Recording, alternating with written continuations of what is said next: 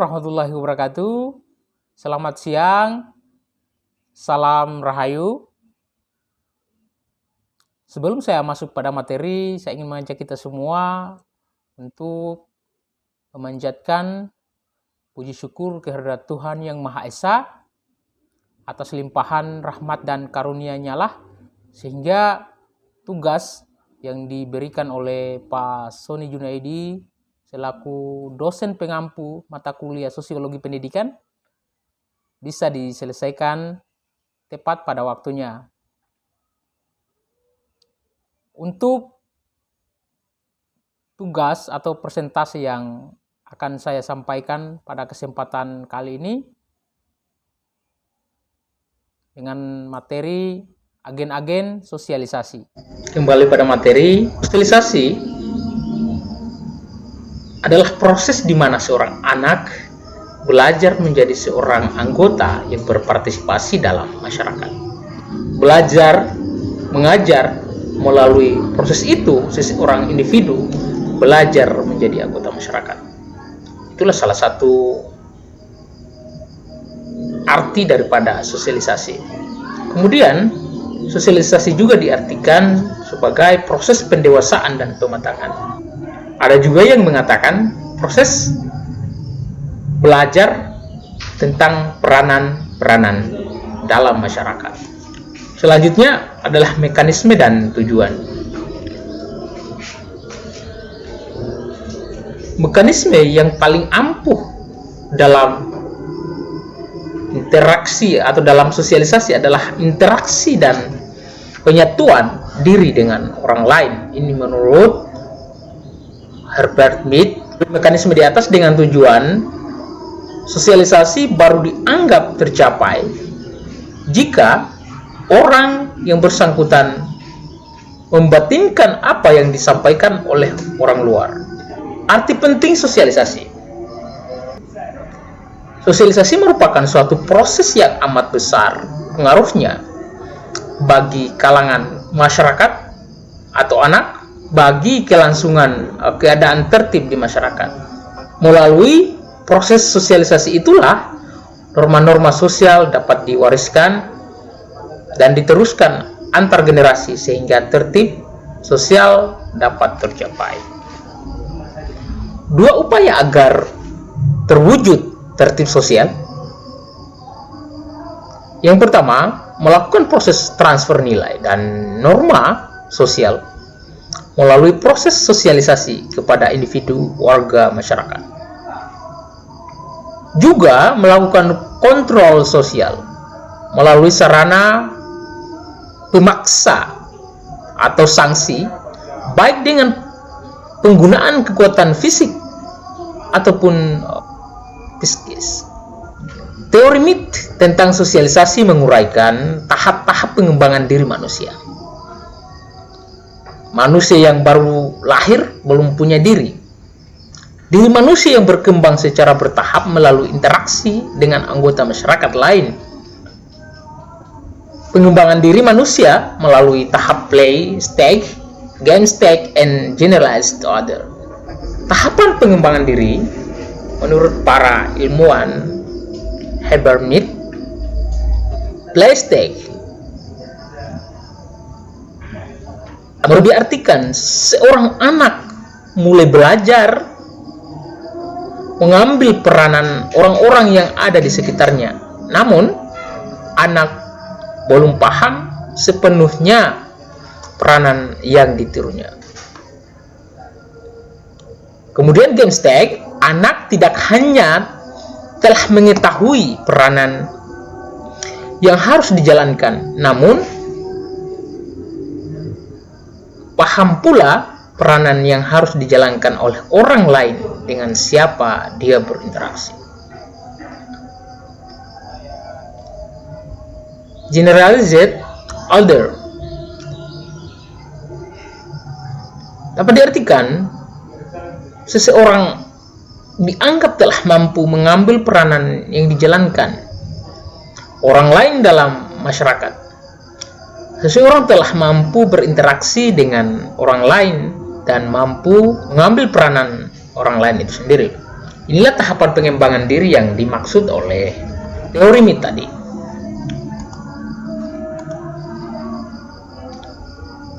Kemudian dilanjutkan dengan teori Colli. Teori Colli tentang sosialisasi. Ia mengatakan bahwa konsep diri seseorang berkembang melalui interaksinya dengan orang lain. Diri yang berkembang melalui interaksi dengan orang lain, inilah yang disebut dengan looking glass self. Looking glass self adalah cara diri seseorang memantulkan apa yang dirasakannya sebagai tanggapan masyarakat terhadapnya. 3 tahap looking glass self yang dimaksud oleh Colli tadi. Yang pertama, seseorang mempunyai persepsi mengenai pandangan orang lain terhadapnya. Kedua, seseorang mempunyai persepsi tentang penilaian orang lain terhadap penampilannya. Dan yang ketiga, seseorang mempunyai perasaan terhadap apa yang dirasakannya sebagai penilaian orang lain terhadap perasaan itu sendiri. Kita telah ketahui agen-agen sosialisasi itu ada 5. Yang pertama adalah keluarga.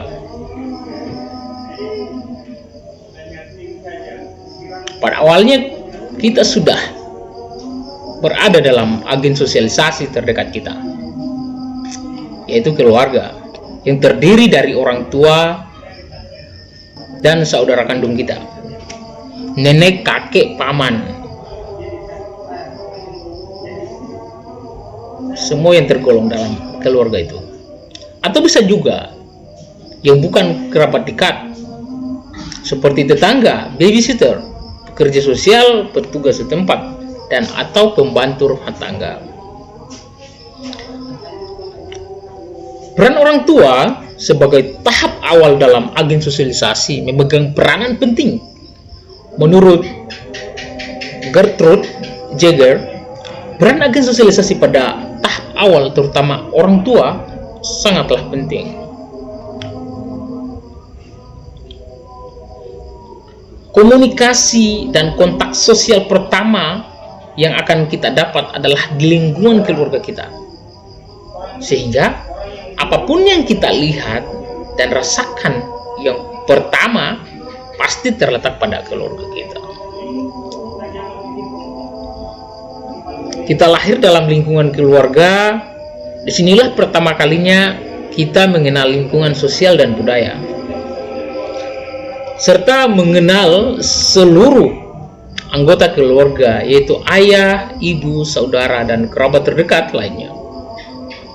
Mengapa keluarga menjadi agen pertama dalam sosialisasi? Pertama, keluarga merupakan kelompok primer yang selalu bertatap muka dengan kita, sehingga dapat selalu mengikuti perkembangan anggota-anggota keluarganya. Yang kedua adalah orang tua.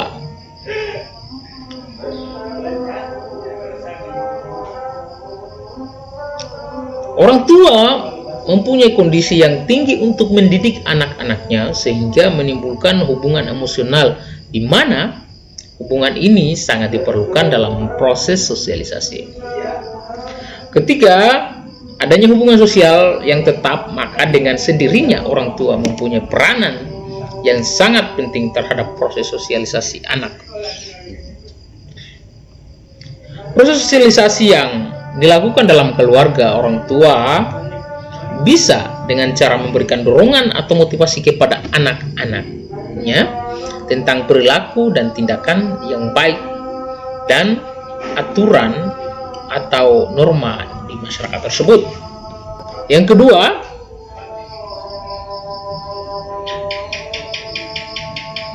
adalah teman bermain atau kelompok bermain. Setelah proses sosialisasi dalam lingkungan keluarga atau orang tua yang kita dapatkan, maka selanjutnya adalah sosialisasi yang kita dapat dalam kelompok bermain atau teman bermain kita. Kelompok bermain yang terdiri dari berbagai macam individu dengan karakter atau sifat yang berbeda-beda membuat kita banyak mendapatkan sebuah nilai atau norma yang mana dapat mempengaruhi kita dalam berinteraksi. Pada tahap inilah seorang masuk dalam tahap game stage, di mana hubungan interaksi yang dilakukan dengan teman sebaya dan sederajat yang sama antara teman-teman di sana. Melalui teman-teman bermainlah kita dapat belajar tentang nilai-nilai keadilan atau persamaan derajat. Tidak hanya itu, dalam kelompok bermain kita dapat belajar perihal perilaku seseorang, mulai dari sifat dan kepribadiannya serta narasi sebuah pengalaman yang dapat menambah sebuah referensi baru kepada si anak tersebut. Agen sosialisasi yang ketiga adalah sekolah atau pendidikan. Selanjutnya adalah lingkungan sekolah.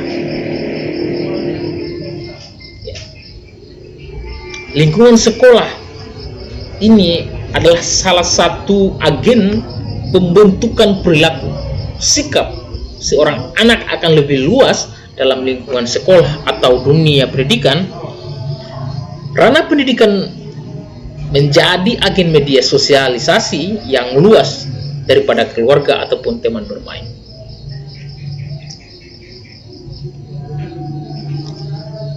Seorang anak akan mendapatkan sebuah peranan-peranan baru dalam lingkungan tersebut, yang mana anak akan menjadi sosok yang mandiri dan berjiwa sosial kepada orang lain dan masyarakat.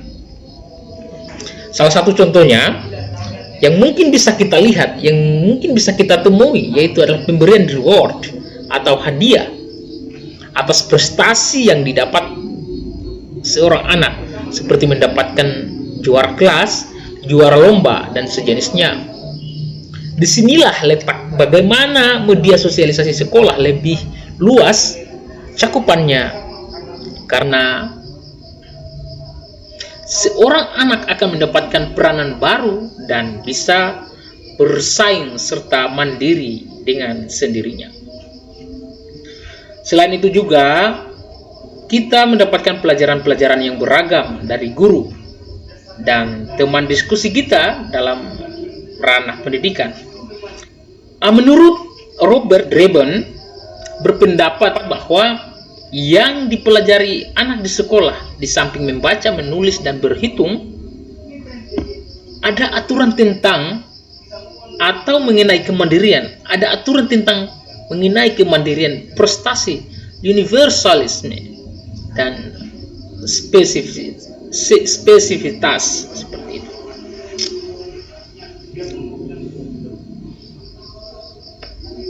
Oleh karena itu, agen-agen sosialisasi dalam lingkungan pendidikan atau sekolah inilah menjadi penting dan memberikan pengaruh luas kepada seseorang dalam menjalankan proses sosialisasi dengan orang lain. Keempat adalah media massa. Perkembangan dunia informasi kian pesat pada era modern sekarang ini. Telah kita ketahui saat ini Indonesia sementara menggarap atau menuju 4.0, ya, di mana semua aktivitas dilakukan melalui elektronik atau digitalisasi. Pengaruh teknologi informasi dalam proses sosialisasi memberikan hal-hal baru yang didapat dengan mudah. Melalui smartphone kita dapat mengakses dan menerima informasi secara cepat dan akurat. Ini juga bagian dari proses sosialisasi di mana komunikasi juga merupakan bagian terpenting dan menjadi kebutuhan mendasar semua orang. Media massa bisa TV, radio, koran, majalah, ataupun media sosial mempunyai peranan penting dalam proses transformasi nilai-nilai dan norma-norma baru kepada masyarakat. Media massa juga dapat memberikan pengaruh yang sangat kuat terhadap pembentukan keyakinan-keyakinan baru atau mempertahankan sebuah keyakinan yang ada tersebut. Yang kelima adalah lingkungan kerja. Setelah masa kanak-kanak dan masa remaja sudah kita lewati, maka dunia baru akan kita dapatkan, yaitu dunia kerja. Kita akan meninggalkan kelompok bermain, lingkungan keluarga. Bagi yang kerja di luar daerah ataupun jadi orang tua, maka dalam dunia kerja pun kita akan mulai mendapatkan nilai dan norma yang baru pula. Terlepas dari masa kanak-kanak dan masa remaja, dalam dunia kerja kita akan lebih dewasa dan bertindak dengan jelas dan tegas. Misalnya, ketika kita bekerja di suatu instansi pemerintahan, maka akan berbeda pula nilai dan norma yang kita dapat. Ketika kita bekerja sebagai pegawai swasta, juga akan berbeda pula. Oleh karena itu, pengaruh dari dunia kerja terhadap proses sosialisasi yang kita dapatkan akan memberikan nilai dan norma yang baru terhadap diri kita. Profesi yang kita kerjakan juga dapat memberikan hal yang berbeda kepada kita dalam hal berinteraksi. Misalnya, kita bekerja di dunia fashion, maka perilaku dan gaya hidup kita juga pasti akan berbeda. Atau jika pekerjaan, kita sebagai seorang tenaga pengajar, sudah pasti perilaku kita akan berbeda juga. Nah, disinilah bagaimana agen-agen sosialisasi membentuk kepribadian kita sebagai seorang individu dan juga sebagai makhluk sosial. Ya. Pola-pola sosialisasi. Sosialisasi pola represif menekankan pada penggunaan hukuman terhadap kesalahan. Cirinya, penekanan pada penggunaan materi dalam hukuman dan imbalan, penekanan kepatuhan anak terhadap orang tua, penekanan pada komunikasi yang bersifat satu arah, nonverbal dan berisi perintah, penekanan pada keinginan orang tua dan keluarga. Pola yang kedua adalah pola partisipatori. Pola ini terdapat di dalamnya anak diberi imbalan ketika berperilaku baik. Cirinya, hukuman dan imbalan bersifat simbolis. Anak diberi kebebasan diletakkan pada interaksi, komunikasi bersifat lisan. Anak sebagai pusat sosialisasi dan kebutuhan anak dianggap penting. Aktor pelaksana sosialisasi, person-person yang mempunyai wibawa dan kekuasaan atas individu yang disosialisasikan, misalnya ayah, ibu, guru, atasan, pimpinan, dan lain sebagainya. Yang kedua, person-person yang punya kedudukan sederajat, kurang lebih sederajat dengan individu yang disosialisasikan. Misalnya saudara sebaya, kawan sepermainan, atau kawan sekelas. Sosialisasi dan pembentukan kepribadian.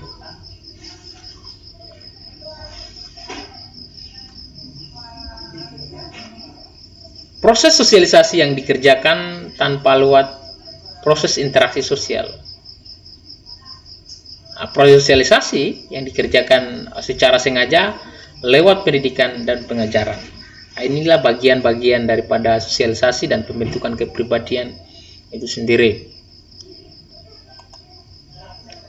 Proses terbentuknya kepribadian, norma-norma, pola, tingkah laku, dan nilai-nilai kultur yang disosialisasikan baik lewat pendidikan atau sosialisasi tidak langsung lewat interaksi sosialnya.